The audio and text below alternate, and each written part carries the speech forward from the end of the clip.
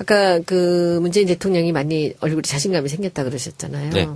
근데 저는 지금 그 대목에서 이제 생각이 나는 게 그 김정숙 여사가 한번 그런 얘기를 한 적이 있어요. 사람들은 우리 남편한테 꼭 재인 씨라고 불러요. 재인 씨가 가만히 말을 안 하고 있으니까 뭘 모른다고 생각하는데 사람 다 안 돼요. 사람 다 누가 어떤 사람인지를 다 판단하고 있는데 그걸 내색을 안 한대요. 되게 무서운 사람이라고 그러면서 자기가 오래 살아봤지만 그것을 이 사람은 좋고 나쁘고 OX를 치지 않고 그냥 다 두고 본대요, 그냥. 근데 사람들이 그걸 너무 모른다고 딱 이렇게 하더라고요. 많은 인사가 있었습니다. 임종석 비서실장, 이낙연 국무총리, 그리고 서훈 국가정보원장, 그리고 전병헌 민정수석, 조현옥 인사수석, 그리고 윤영찬 국민소통수석 이게 쭉 이제 인사했습니다. 그리고 주영훈 경호실장, 그리고 송인배 제1부속실장 이렇게 쭉 줄줄이 이제 인사가 있었습니다. 그리고 일자리 위원장은 이제 대통령이고 부위원장은 이용섭 이렇게 돼 있었죠. 그리고 오늘이죠. 어제죠. 양정철 전 비서관이 이선으로 후퇴했고 이호철 전 민정수석도 연락이 들어왔습니다. 그리고 최재성 전 국회의원도 이선으로 물러나겠다. 이런 일이 있었습니다. 그리고 조국 민정수석이 지금까지는 가장 뭐랄까 좀 특이한 인사고 좀 스포트라이트를 받는 인사 이렇게 돼 있습니다. 근데 지금까지는 대통령이 본인이 이제 임명할 수 있는 사람 임명한 거잖아요. 네네. 나머지 내각 같은 경우는 이제 총리 제청권을 받아서 총리 제청을 받아서 국회 인사청문회를 통과해야 되는 네. 뭐 그런 건데. 통과는 하지 않아도 됩니다. 그냥 인사청문 절차만 거치면 그렇습니다. 되는 거죠. 이제 앞으로 대통령이 인사할 게 너무 많아요 지금. 그래서 그러면 이제 방금 총리 인사 제청권 얘기했잖아요. 네. 근데 총리도 인사청문을 받아야 되지 않습니까? 그렇습니다. 24, 25일 국회 동의가 있어야 됩니다. 예정이 돼 있다고 하는데. 총리만큼은 인사청문회를 거치고 국회에서 표결을 해야 됩니다. 그러면 총리가 이제 국회 통과한 뒤에 인사제청권을 행사하는 겁니까? 아니면 그 전에 대통령이 협의할 수 있는 건가요? 헌법상은 31일 날 국회 표결이 이제 예정돼 있거든요. 그 이후에 해야 됩니다. 그래서 만약에 31일 날 통과가 안 된다, 좀 지연이 된다, 그러면 유일호 경제부총리로 하여금 재청권을 행사하도록 하겠다 이런 방침인 것 같습니다. 지금도 사실은 무리하면 약간의 모양새가 좀 이상할지 몰라도 지금 유일호 경제부총리가 국무총리 권한 대행이잖아요. 그래서 지금 할 수는 있다. 할 수는 있어요. 할 수 근데 있어요. 그렇게 안 하는 거죠. 네, 안 하는 거죠. 자, 그래서 이제 인사가 이제 있고 지금 연일 이제 뉴스를 달구고 있는데 이번 인사의 특징이 이 작가 뭐 같아요? 소통. 아니야? 소통. 그건 너무 평범한 거죠 이거. 모르겠어요. 이번 인사의 특징은 언론에서 많이 안 나옵니다. 문재인 대표를 지금까지 보좌했던 소위 말하는 친문 핵심들이 이선으로 후퇴한 것이 저는 가장 큰 특징인 것 같습니다. 별 마음에 안 드는데. 네, 뭐 마음에 들든 안 들든 그렇습니다. 그리고 왜 마음에 안 드세요? 아니, 전 대통령 만든 사람들이 대통령하고 같이 협의해서 국정을 쭉 끌어나가는 게 맞다고 봐요. 자 그런데 이 기조는 대선 선거 운동 기간 내에도 유지가 됐었습니다. 그러니까 노무현 대통령 후보가 노무현 대통령이 자꾸 문재인 대통령 후보가 연설하잖아요. 옆자리는 다 문재인 대통령과 가깝지 않았던 비문 계열들이 다 섰어요. 그래서 전면으로 등장한 거죠. 그리고 친문 인사들은 뒤로 다 빠져줬습니다. 그리고 지금 인사도 그런 양상입니다. 그렇고요. 어제 첫 출근을 했던 청와대 대변인, 청와대 얼굴 굉장히 중요한 자리죠. 박수현 전 의원, 안희정의 복심입니다. 나 깜짝 놀랐어요. 네. 지난번에 그 경선 때 상당히 상처될 말을 많이 하셨거든요. 많이 했죠. 네. 근데 그 양반을 쓰더라고. 대변인. 자, 그래서 깜짝 놀랐어요. 첫 번째 특징은 뭐냐면 소위 말한 친문 핵심들은 일단 뒤로 좀 떨어져 있고 그리고 대탕평의 원칙에 의해서 주로 문재인 대통령의 우호적이지 않았던 그런 인사들로 하는 것이 첫 번째 특징인 것 같고요. 그리고 이제 이거는 굳이 분석을 할 필요는 없는데 대체적으로 임종석 비서실장을 중심으로 50대가 중심이 됐다. 이런 거고요. 우연의 일치인지는 몰라도 박원순 서울시장, 서울시 출신이 유독 청와대 수석 자리에 많이 있습니다. 이런 거고요. 뭐 행정 경험을 높이 샀다 이런 얘기도 있죠. 네, 그렇습니다. 그리고 저는 가장 잘한 인사는 조국 교수와 이정도 총무비서관. 이정도 총무비서관은 진짜 이건 파격적인 겁니다. 예. 아세요? 그분 누군지? 누군지 모릅니다. 모르죠. 그게 파격이고 그게 잘한 거죠. 그렇습니다. 그러니까 총무비서관 자리는 소위 말하는 문고리 3인방의 핵심 중에 핵심인 거고요. 금고직이. 그리고 금고직입니다. 그리고 대통령의 특수활동비가 있습니다. 일명 통치자금이라고 그러는데요. 노무현 대통령 때는 깎아가지고 나는 100억만 쓰겠다. 1년에. 1년에. 그건 영수증이 필요 없고 국정감사가 필요 없는 돈입니다. 그런데 이 돈은 총무비서관이 관리합니다. 그러니까 그럼 어디다 쓰죠, 그 돈을? 1년에 500억 정도 임기 동안 500억 정도 되는데 그것은 대통령에 따라서 더 많을 수도 있고 적을 수도 있고. 제가 알고 있기로는 정확한 건 아닌데 이것도 추론인데 김대중 대통령 때는 1년에 300억 정도 되지 않았나 이렇게 추론을 하고요. 근데 노무현 대통령 때는 100억이라고 알려져 있습니다. 뭐에다 쓰는 거예요? 이건 뭐냐면 어디 가면 있잖아요. 금일봉. 아. 그러니까 어디 시차를 간다거나 하면 이렇게 경력금 이런 거 있잖아요. 그래서 이제 그렇게 쓰시라고 이제 특수활동비가 있는데 그것도 다 총무비서관이 관리를 합니다. 언제 그런 용돈 좀 받아보는. 아, 근데 노 대통령은 그런 데만 쓰지 않고 공공의 이익을 위해서 나중에 그렇습니다. 썼었어요. 그러니까 굳이 꼭 이 용도는 대통령 마음이에요. 그렇죠. 그래서 어느 단체에 기부할 수도 있고. 근데 이제 제가 알고 있기로는 노무현 대통령이 그것도 안 쓰고 반납을 많이 하셨다고 그럽니다. 그래서 진짜 바보 아니냐. 그냥 써도 되는데 이렇게 원칙을 지켰다고 그러고. 그러니까 그렇기 때문에 총무비서관은 최측근, 그 노무현 총수석이- 대통령은 최도술 최도술 이렇게 했었죠. 구속이 됐었죠. 네, 그리고 박근혜는 이재만. 네, 그렇습니다. 이렇게. 그래서 굉장히 이게 사고가 날 수 있고 그렇죠. 굉장히 위험한 자리입니다. 그래서 문재인 대통령은 아예 그런 싹을 잘라버리자. 일면식도 없다고. 그래서 기획예산처 출신 예산 전문가 총무비서관을 앉힌 거예요. 저는 이것은 난 누가 추천했는지 알겠어. 오. 네, 엄청난 인사입니다. 이건 사실은. 전양균 씨가 추천한 네. 것 같다. 아. 그럴 수도 있죠. 이번에 또 그래서- 많이 부진했다는 얘기를 네. 있더라고요. 그래서 왜냐하면 죄송합니다. 네. 하세요. 아니, 말씀하세요. 그래서 박원순 시장 사람을 굉장히 많이 쓰는 것 같은데 저는 이렇게 생각해요. 그동안 이제 변호사만 하고 있었으니까 자기가 만나는 인재풀이라는 게 되게 좁았잖아요. 근데 5년 동안에 대통령을 준비하면서 싱크탱크도 있고 많은 사람들을 만났잖아요. 여기서 자기하고 코드가 맞는 사람들을 계속 이렇게 그렇겠죠. 만나간 거죠. 이렇게.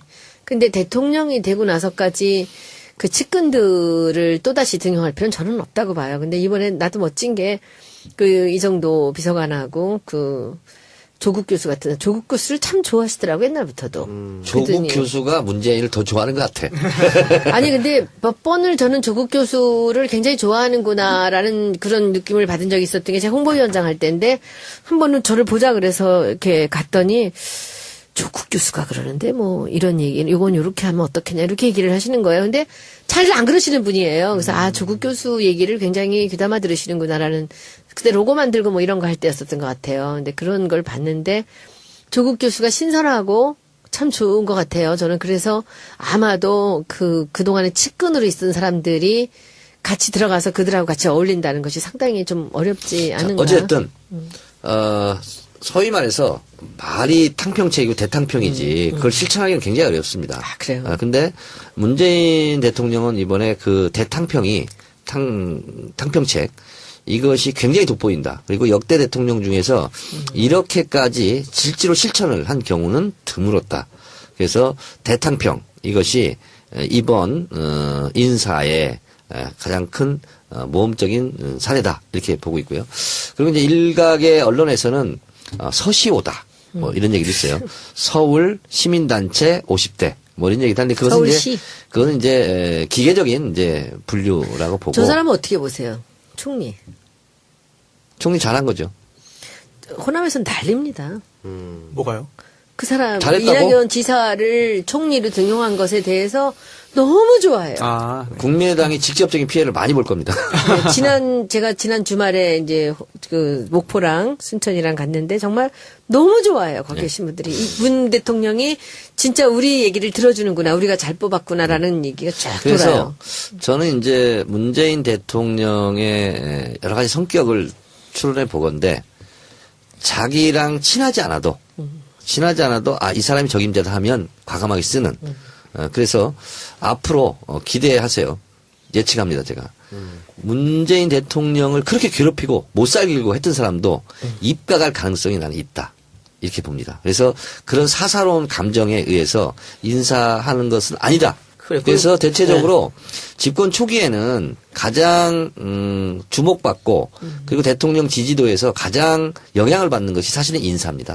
장관 인사를 많이 하기 때문에. 장관 인선도 그러면 당평 쪽으로 갈 것 같습니까? 네, 그렇습니다. 나 진짜 너무 재미난 얘기 들었는데 오늘 그 공무원 무슨 연수원 같은 데서 그 정청래 의원한테 강의해달라고 컨택이 왔다며. 어디라고는 얘기하지 맙시다 우리. 아직 못 들었어요? 못 들었어요? 못 들었어요? 네. 거기 그 관공서에서 공무원들 교육을 하는데 뭐냐면 문재인의 통치 그 그거를 강의해달라고. 컨셉에 대한 거를 강의를 해달라고 요청이 왔대요. 그래서 김성희 부장한테 김성희 얘기는 지금 금기어야. 캠핑복을 써가지고. 되게 쓰면 안 돼. 그래가지고 연락이 와서 제주도래요. 그래서 뭐 모든 경비 다 되고 그리고 그래서 100만 원 이하만 하지 마라. 100만 원. 근데 너무 놀래가지고 그 공무원 무슨 연수원에서 그래서 세상이 참 바뀌었군요. 그랬더니 그쪽 사람들도 막 웃대. 그러니까 그걸 지금 상황에서 정청래 전 의원 같이 그 얘기를 잘할 사람이 누가 있겠냐고. 그래서 그렇습니다.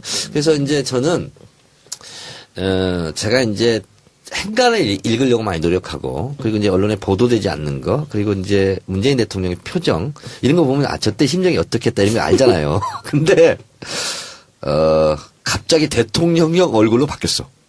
똑같은 얼굴인데 후보 때하고 대통령이 됐을 때하고 얼굴이 달라졌고요. 표정이 딱 두 개가 있거든요.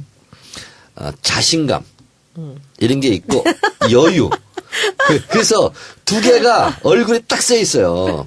그래서 저는 이제 그 대통령 되고 나서는 못 만났잖아요. 그래서 난 대통령 되고 나서 한번 만나보고 싶어. 왜냐면 너무 좋을 것 같아. 예전에 맨날 공격받고 막 힘들고 이럴 때만 우리 봤잖아요.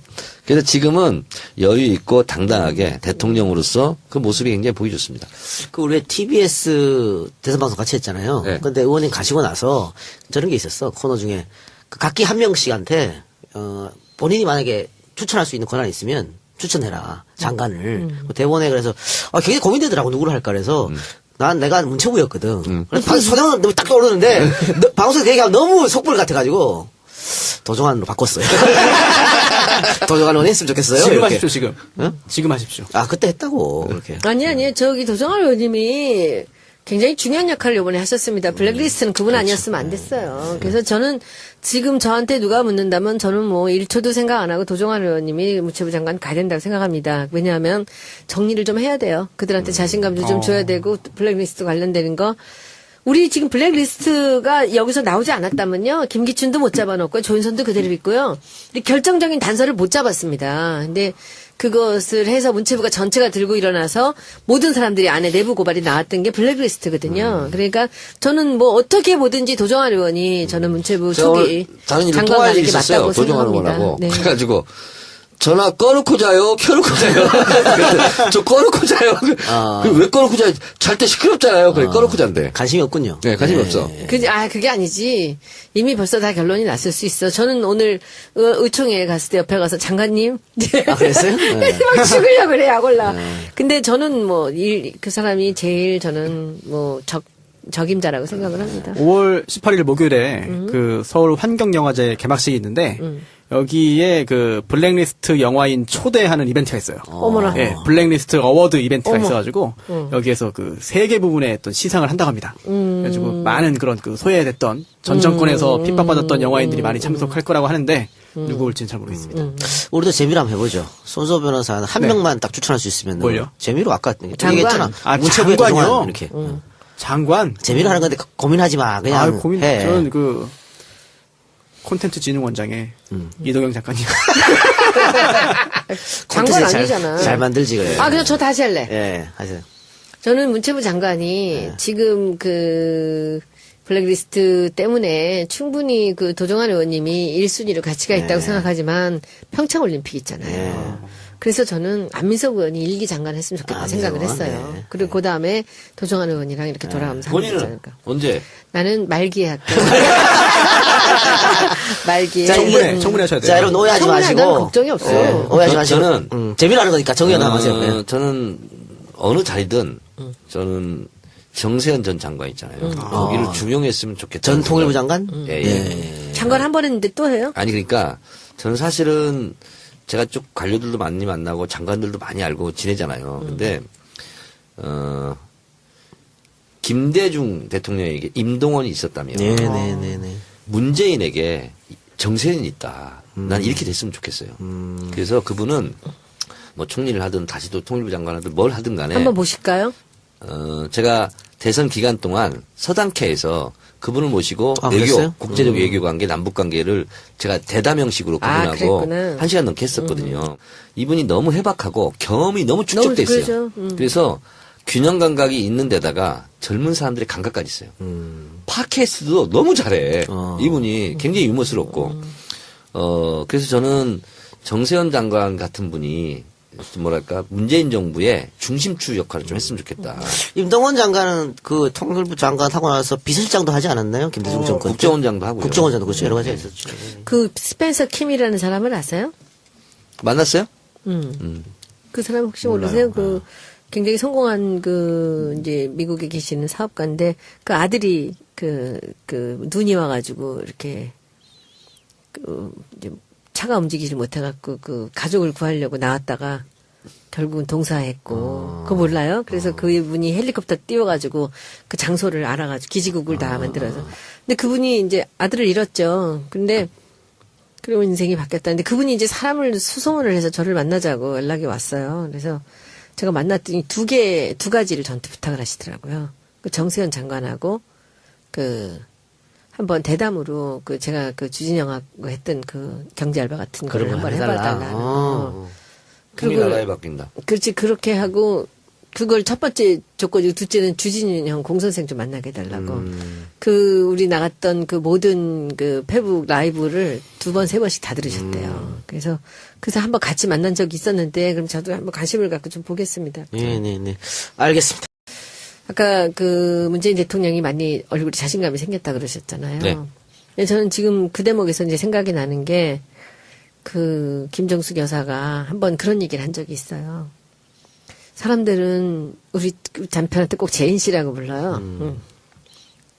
재인 씨가 가만히 말을 안 하고 있으니까 뭘 모른다고 생각하는데 사람 다 안돼요. 사람 다 누가 어떤 사람인지를 다 판단하고 있는데 그걸 내색을 안 한대요. 되게 무서운 사람이라고 그러면서 자기가 오래 살아봤지만 그것을 이 사람은 좋고 나쁘고 OX를 치지 않고 그냥 다 두고 본대요, 그냥. 근데 사람들이 그걸 너무 모른다고 딱 이렇게 하더라고요. 이번 인사의 특징은 언론에서 많이 안 나옵니다. 문재인 대표를 지금까지 보좌했던 소위 말하는 친문 핵심들이 이선으로 후퇴한 것이 저는 가장 큰 특징인 것 같습니다. 별 마음에 안 드는데. 네, 뭐 마음에 들든 안 들든 그렇습니다. 그리고 왜 마음에 안 드세요? 전 대통령 만든 사람들이 대통령하고 같이 협의해서 국정을 쭉 끌어나가는 게 맞다고 봐요. 자 그런데 이 기조는 대선 선거 운동 기간 내에도 유지가 됐었습니다. 그러니까 노무현 대통령 후보가 노무현 대통령이 자꾸 문재인 대통령 후보가 연설하잖아요. 옆자리는 다 문재인 대통령과 가깝지 않았던 비문 계열들이 다 섰어요. 그러니까 전면으로 등장한 거죠. 그리고 친문 인사들은 뒤로 다 빠져줬습니다. 그리고 지금 인사도 그런 양상입니다. 그렇고요. 많은 인사가 있었습니다. 임종석 비서실장, 이낙연 국무총리, 그리고 서훈 국가정보원장, 그리고 전병헌 민정수석, 조현옥 인사수석, 그리고 윤영찬 국민소통수석 이게 쭉 이제 인사했습니다. 그리고 주영훈 경호실장, 그리고 송인배 제1부속실장 이렇게 쭉 줄줄이 이제 인사가 있었습니다. 그리고 일자리 위원장은 이제 대통령이고 부위원장은 이용섭 이렇게 돼 있었죠. 그리고 오늘이죠. 어제죠. 양정철 전 비서관이 이선으로 후퇴했고 이호철 전 민정수석도 연임을 들었습니다. 그리고 이제 국회 통과한 뒤에 인사대책권을 행사하는 겁니까? 아니면 그 전에 대통령과 협의할 수 있는 건가요? 헌법상은 31일 날 국회 표결이 이제 예정돼 있거든요. 그 이후에 해야 됩니다. 그래서 만약에 31일 날 통과가 안 된다, 좀 지연이 된다, 그러면 유일호 경제부총리로 하여금 재청권을 행사하도록 하겠다, 이런 방침인 것 같습니다. 지금도 사실은 무리하면 약간의 모양새가 좀 이상할지 몰라도 지금 유기로 경제부총리가 국무총리 권한 대행이잖아요. 그래서 지금 할 수는 있다. 할 수는 있어요. 할 수 근데 있어요. 그렇게 안 하는 거죠. 네, 안 하는 거죠. 자, 그래서 이제 인사가 이제 있고 지금 연일 이제 뉴스를 달구고 있는데 이번 인사의 특징이 이 작가 네. 뭐 같아요? 소통. 아니야? 소통. 그건 너무 평범한 그래요? 이거. 모르겠어요. 최재성 전 국회의원도 이선으로 물러나겠다. 예. 이런 일이 있었습니다. 그리고 조국 민정수석이 지금까지는 가장 뭐랄까 좀 특이한 인사고 좀 스포트라이트를 받는 인사 이렇게 되어 있습니다. 근데 지금까지는 대통령이 본인이 이제 임명할 수 있는 사람 임명한 거잖아요. 네네. 나머지 내각 같은 경우는 이제 총리 제청권을 받아서 총리 제청을 받아서 국회 인사청문회를 통과해야 되는 네. 뭐 그런 건데. 그리고 이제 통과는 하지 않아도 됩니다. 그냥 인사청문 절차만 거치면 그렇습니다. 되는 그래서 이제 거죠. 앞으로 대통령이 인사할 게 너무 많아요 지금. 그래서 그러면 이제 방금 총리 인사 제청권 얘기했잖아요. 네. 근데 총리도 인사청문을 받아야 되지 않습니까? 그렇습니다. 24, 25일 국회 동의가 있어야 됩니다. 예정이 돼 있다고 하는데. 총리만큼은 인사청문회를 거치고 국회에서 표결을 해야 됩니다. 그러면 총리가